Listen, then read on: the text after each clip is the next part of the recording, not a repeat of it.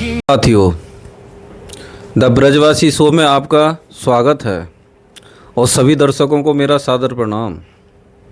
दोस्तों,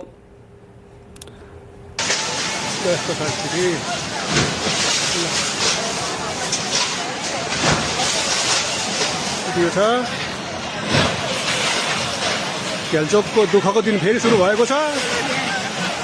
ग्याल्चोकेको दुःखको दिन फेरि सुरु भयो। बिजुली अवरुद्ध, पुल अवरुद्ध, पुल समेत हल्लायो छ।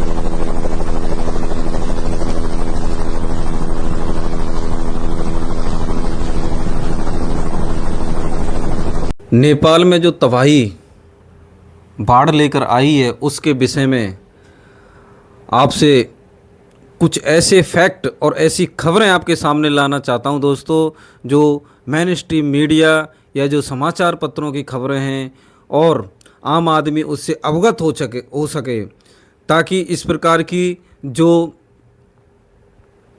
आपातकालीन स्थितियां पैदा हो रही हैं दोस्तों, प्रकृति अपना स्वरूप या प्रकृति अपना जो विकराल रूप इस देश और दुनिया के सामने बताना चाह रही है, लेकिन फिर भी मानव समाज, मानव सभ्यता उसको समझने का प्रयास ही नहीं कर पा रही है दोस्तों। क्योंकि नेपाल में जिस प्रकार से ये बाढ़ आई है दोस्तों, भोटेकासी नदी एक तरीक़ा से दोस्तों ये नेपाल और तिब्बत का जो बॉर्डर है, और उस बॉर्डर पर दोस्तों रसुवागढ़ी नाम का एक बॉर्डर क्रॉसिंग है दोस्तों। रसुवागढ़ी बॉर्डर क्रॉसिंग से नेपाल से आती हुई यह नदी, तिब्बत से आती हुई ये नदी नेपाल में प्रवेश करती है और पूरे नेपाल में बहती हुई फिर इसका जो स्तर है दोस्तों वो हमारे भारत के बंगाल जो प्रांत है उसमें प्रवेश करता है, समस्तीपुर मंडल में। तो दोस्तों होता क्या है कि बुधवार को इसमें अचानक से दोस्तों पानी का सैलाब नहीं दोस्तों, ये मान लो कि पानी का तूफान इतनी तीव्र गति से इस नदी में आया दोस्तों, और इस नदी के आसपास के लगभग आप ये मान लीजिए दोस्तों लगभग 200 मीटर के दायरे में या आधा किलोमीटर तक के दायरे में जो भी बस्तियां और नगर बसे हुए थे दोस्तों, सबको तबाह कर दिया। ये इस प्रकार का पानी का एक तूफान या पानी का एक समुद्र इस प्रकार से इस नदी में आया दोस्तों। ये क्या हुआ, पूरे वैज्ञानिक, मौसम वैज्ञानिक और जितने भी हमारे विशेषज्ञ हैं सारे की सारे हैरान हैं कि अचानक इस प्रकार से ऐसा क्या हुआ दोस्तों। तो मैं आपको बताने का प्रयास करता हूं दोस्तों। पहले तो मैं आपको बता देता हूं कि नेपाल में इसमें कम से कम 5 डिस्ट्रिक्ट इससे प्रभावित हैं दोस्तों, और वो 5 डिस्ट्रिक्ट हैं दोस्तों रसुवा, नुवाकोट, धादिङ, चितवन, तनहु, गोरखा और नवलपरासी दोस्तों। ये 5 डिस्ट्रिक्ट ऐसे हैं जहाँ पर दोस्तों अधिक तबाही की है इस नदी में जो बाढ़ आई है दोस्तों। और जब मैं आपको ये वीडियो प्रोसेस कर रहा हूँ दोस्तों, वीडियो बना रहा हूँ और आपको ये मैं खबर दे रहा हूँ, तब तक आधिकारिक सरकारी आंकड़ों के हिसाब से दोस्तों लगभग 360 लोगों के शव बरामद हो चुके हैं दोस्तों। और उसमें हमारे भारत देश के लगभग दोस्तों जो ट्रैवलर एजेंसियों के थ्रू रजिस्टर करा के जो लोग गए थे दोस्तों, उनमें 288 भारतीय भी लापता हैं दोस्तों। और कम अधिक से अधिक 1500 लोगों के तो अभी और लापता होने का अनुमान जताया जा रहा है दोस्तों। ऐसी त्रासदी दोस्तों भारत देश ने, नेपाल ने या इस दुनिया ने 2013 में केदारनाथ में जो हुआ था दोस्तों, ये उससे भी बड़ी त्रासदी महसूस होती है दोस्तों। वहाँ पर भी लोगों के शवों को खोजने में दोस्तों बहुत अधिक समय लग गया था, और कईयों के तो परिवार वाले ये दावा ही करते रह गए दोस्तों, लेकिन उनके शव आज तक मिले ही नहीं। वही कंडीशन दोस्तों इस प्रकार से नेपाल में जो ये बाढ़ आई है, ये फ्लड आया है, इसने करने का प्रयास किया है दोस्तों, लेकिन ये फ्लड हमारे सामने कई सवाल खड़े कर रहा है दोस्तों। कई सवाल खड़े कर रहा है हम मानव समाज के ऊपर। हम विकास की आंधी में या विकास करने में इतने अंधे हो चुके हैं कि हम प्रकृति को बिल्कुल भी उसका सम्मान नहीं कर रहे हैं। प्रकृति को हम समझने का प्रयास ही नहीं कर रहे हैं। प्रकृति हमें बारंबार अलर्ट करती है, बारंबार हमें सचेत करने का प्रयास करती है, लेकिन ये लालची मानव समाज उस ओर ध्यान ही नहीं दे रहा है दोस्तों। तो इस बाढ़ के कारण जानने के लिए दोस्तों जो संस्थाओं ने काम किया, उन संस्थाओं का मैं आपको रिसर्च के या कुछ अध्ययन या जो स्टडी की गई है उसके बारे में आपको अवगत कराना चाहता हूं दोस्तों। एक यूएस की संस्था है दोस्तों, जियोलॉजिकल सर्वे के अनुसार, ये यूएस की है, जियोलॉजिकल सर्वे इसने किया था। तो इसके अनुसार 8:37 में तिब्बत के गोसाई कुंडा से लगभग 47 किलोमीटर उत्तर में दोस्तों 4.4 तीव्रता के भूकंप दर्ज किया गया। ये इनका एक अनुमान है, यानी कि इन्होंने सैटेलाइट से उस चीज को इंडोर्समेंट किया दोस्तों, इन्होंने पता लगाया। लेकिन दोस्तों 4.4 तीव्रता का अगर भूकंप आता है तो उस भूकंप 4.4 के भूकंप से दोस्तों इससे पता क्या चलता है, क्योंकि हमारे ग्लेशियरों का, हमने अपनी पृथ्वी का टेम्परेचर इतना हाई कर दिया है, हमने अपनी पृथ्वी के टेम्परेचर को इस लेवल पर पहुंचा दिया है दोस्तों कि 4.4 लेवल का एक भूकंप ही ग्लेशियरों को अपने स्थान से हटा रहा है, टूटने पर विवश कर रहा है। और जब ग्लेशियर टूटता है दोस्तों, तो ग्लेशियर के बीच में जितनी भी झीलें बनी हुई होती हैं तो उनको एक रास्ता मिल जाता है, और फिर पानी का जो भाव, जो एक झीलें बनी हुई हैं वहाँ बड़ी बड़ी, वो झीलों का पानी इस प्रकार से नीचे की ओर हिमालय की तरफ बहना शुरू कर देता है। तो उनको जहाँ भी जो रास्ता मिलता है, अब उन रास्तों को हम किसका नाम दे देते हैं, नदियों का। जो हिमालय पर्वत के पानी को नीचे की तरफ लाते हैं दोस्तों, वो पानी जिस रास्ते से होकर आते हैं उन रास्तों को हम नाम दे देते हैं नदियाँ। तो ये जो जिस स्थान पर यह घटना घटित हुई है, उस पानी को नीचे की ओर लाने के लिए भोटेकाशी नदी का ही एकमात्र रास्ता था। और उस नदी के आसपास बसी हुई जितनी भी बस्तियां हैं दोस्तों, उसमें तबाही आ गई। सेकंड बात दोस्तों, एक और संस्था है, international centre for integrated mountain of development, यानी कि ICIMOD। इन्होंने दोस्तों और संयुक्त राष्ट्र विकास कार्यक्रम UNDP के साथ इन्होंने एक स्टडी की, संयुक्त रूप से मिलकर इन्होंने एक स्टडी की। और उस स्टडी में दोस्तों इन्होंने बहुत चौंकाने वाले, ना सिर्फ चौंकाने वाले ही दोस्तों, हैरान करने वाले घटना इनके अध्ययन में सामने आई हैं। और आप सुनोगे तो आप अचंभित रहोगे कि इस प्रकार के अध्ययन में इस प्रकार की घटनाएं आ गई, और देशों की जो सरकारें हैं वो किस प्रकार से इन परिस्थितियों को नज़रअंदाज कर रही हैं। आने वाले 100 साल में, 50 साल में ये स्थितियां इतनी विपरीत हो जाएंगी दोस्तों कि मानव सभ्यता सर्वाइव ही नहीं कर पाएगी। तो इनका स्टडी क्या कहती है दोस्तों, नेपाल, भारत और तिब्बत, इन तीनों देशों में लगभग 3624 ऐसी झीलें ग्लेशियरों में बन चुकी हैं।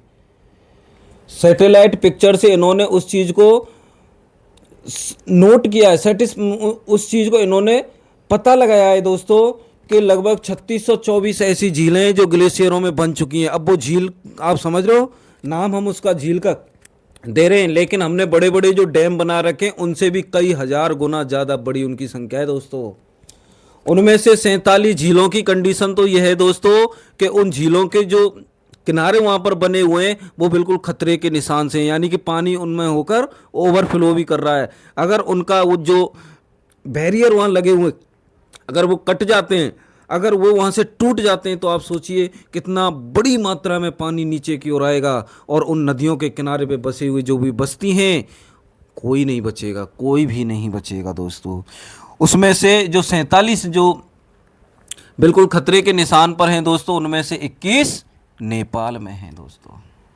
तो ये अध्ययन, ये स्टडी यूएनडीपी की और आईसीआईएमओडी की दोस्तों एक बहुत बड़े खतरे की ओर इंगित कर रही है। इसलिए दोस्तों आपसे भी निवेदन है, और जो भी इस वीडियो को दर्शक सुन रहे हैं, ये बहुत ही खतरनाक स्थिति है दोस्तों। इस स्थिति से निपटने के लिए, इस स्थिति को और विकराल रूप ना हो पाए, तो जो भी व्यक्ति पर्यावरण संबंधी दिलचस्पी रखता है तो खबरों को लोगों को अवगत कराइए दोस्तों, पर्यावरण के प्रति लोगों को सचेत कीजिए दोस्तों। क्योंकि हुआ क्या है दोस्तों, अब कंडीशन नेपाल में दोस्तों ऐसा भी, चीन की जो मौसम विभाग है उसने ये चेतावनी दी है कि 3 दिन बाद जो ये भोटेकाशी नदी है दोस्तों, जब इसमें जो मलबा आया तो इसकी जो एक सहायक नदी है लैंडे जो सहायक नदी है दोस्तों, उस लैंडे नदी के जो मुहाने पर जो उससे जब मिलती है, तो जब इस नदी में जो इतना मलबा और वो आया दोस्तों और वहाँ लैंडस्लाइड हुआ, यानी कि पहाड़ों के मलबे गिर गए, तो दोस्तों जो उसका मुहाना था वहाँ पर बहुत बड़ा अवरोध, बैरियर पैदा हो गया दोस्तों। एक तरीका से आप ये कह लो बांध जैसी स्थिति वहाँ पर बन चुकी है दोस्तों। और वो बांध जैसी स्थिति बन गई दोस्तों, तो लैंडे नदी में जो पानी आ रहा है और इन कोसियों का जहाँ पर और ये भोटे कोसी जो नदी है दोस्तों, इनका जो मिलने का जो पॉइंट है वहाँ पर दोस्तों ऐसा लैंडस्लाइड हुआ है कि एक कृत्रिम झील सी बन गई है। तो चाइना के मौसम विभाग ने यही किया है कि अभी तक उसमें 20 लाख क्यूसिक मीटर पानी जमा हो चुका है दोस्तों, और आने वाले 3 दिनों में इस पानी की मात्रा 30 से 35 लाख क्यूसिक मीटर भी हो सकती है। और जब ये अवरोध वहाँ से हटेगा दोस्तों, तो एक बार पुनः इसी प्रकार का फ्लड आएगा और नेपाल पर 3 दिन बाद और भी इससे भी बड़ी मुसीबत आ सकती है दोस्तों। लेकिन गनीमत यह है कि अब हमें पता है, नेपाल के लोगों को पता है, तो भी हम अलर्ट रह सकते हैं। लेकिन दोस्तों जान की तो हम परवाह कर बचा सकते हैं, लेकिन जो माल जो संसाधन बर्बाद होंगे उसका क्या कर सकते हैं दोस्तों। इस तबाही ने दोस्तों नेपाल को इतना तबाह किया है कि कम से कम उसके 45 जो ब्रिज बने हुए हैं विभिन्न नदियों पर, इन नदियों पर, वो तबाह हो चुके हैं। और वहाँ पर 12 बहुत बड़े प्रोजेक्ट चल रहे थे दोस्तों, वो सारे की सारे तबाह हो चुके हैं। यानी कि ये तबाही नेपाल के लिए बहुत बड़े सदमे से कम नहीं है। और ये उनके लिए ही सदमा नहीं है दोस्तों, ये हमें भी, भारत को भी और ये पूरी दुनिया को भी एक संदेश देती है दोस्तों। ये तो मैंने आपको कारण बताया दोस्तों, कारण सिर्फ एक ही है, आप अन्य कारणों में मत जाइए। हम अपनी पृथ्वी को प्रकृति के साथ में संतुलन बनाकर नहीं चल रहे हैं। हम विकास तो कर रहे हैं, लेकिन उस विकास की आंधी में हम प्रकृति के संतुलन को नहीं देखकर विकास कर रहे हैं। कहीं ना कहीं हम प्रकृति के संतुलन के साथ में सभी से कह रहे हैं, हम सभी लोग इसमें जिम्मेदार हैं, सभी देश इसमें जिम्मेदार हैं, धोखा कर रहे हैं, खिलवाड़ कर रहे हैं। और समय समय पर पृथ्वी इस प्रकार का बदल लेती है। कई यूरोपीय देशों में जाके देख लो लोगों, जंगलों में आग लग रही है, जंगल आप अपने आप में ही जल रहे हैं।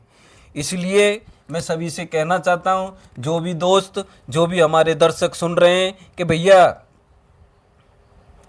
प्रकृति के साथ में अपनापन बना के चलो प्रकृति को, क्योंकि प्रकृति ही है जो सब कुछ सबको देती है। और अधिक से अधिक पेड़ लगाओ, कम से कम कार्बन उत्सर्जन करो। आज की दौर में इलेक्ट्रिक वाहनों का यूज अधिक से अधिक करो। और जो नवयुवक हैं, नए युवाएं, अगर भैया आपको मान के चलिए मोटरसाइकिल, वाहन, गाड़ी ले जाने की आवश्यकता नहीं है तो वहाँ मत ले जाओ। ये छोटी छोटी बातें हैं, छोटी छोटी अगर हम अपनी आदतों में सुधार करेंगे तो कहीं ना कहीं हम भी ये जो विनाशकारी स्थितियां पैदा हो रही हैं उनमें मदद कर सकते हैं दोस्तों। एसियों का उपयोग इतना बढ़ गया है, और जो वैज्ञानिक हैं, मौसम वैज्ञानिक हैं, वो कह रहे हैं कि एसी कूलर इनसे इतना पृथ्वी का तापमान बढ़ रहा है। तो भैया कहीं ना कहीं हम इनका उपयोग कम करने की तरफ प्रयास करें और अधिक से अधिक इस पृथ्वी पर पेड़ लगाएं। और मैं सरकारों से भी ये निवेदन करूंगा, चाहे वो किसी भी दल की सरकार हो, राज्य सरकारें हैं या केंद्रीय सरकारें हों, तो मैं ये कहता हूं कि भैया 2-4 योजनाओं को भले ही कम कर दो, लेकिन जितने भी हमारी रेलवे लाइन्स हैं उनके आसपास इतने जंगलों का जाल बिछा दो। जो हमारे हाईवेज हैं, सड़क हैं, उनके आसपास पेड़े लगाओ। और जो हमारे वन क्षेत्र है वहाँ से वन अधिकारी पेड़ों को साफ करने, जो वृद्ध हैं उनको बचाने का भी प्रयास करें और वहाँ अधिक से अधिक पेड़ लगवाएं, ताकि पृथ्वी का जो तापमान है नियंत्रित हो और इस प्रकार की प्रॉब्लम आने वाले भविष्य में किसी भी देश को, किसी भी नागरिक को ना उठानी पड़े दोस्तों।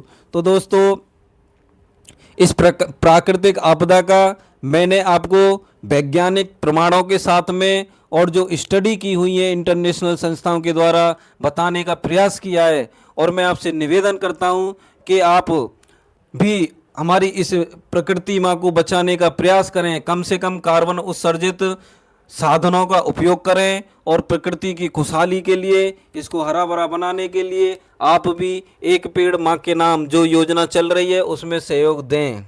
तो दोस्तों, इन्हीं शब्दों के साथ मैं अपनी वाणी को यहीं विराम देता हूं। और अगर मेरी बातों से आप सहमत हैं तो चैनल को लाइक करें, सब्सक्राइब करें और अपने मित्रों के साथ साझा भी करें दोस्तों।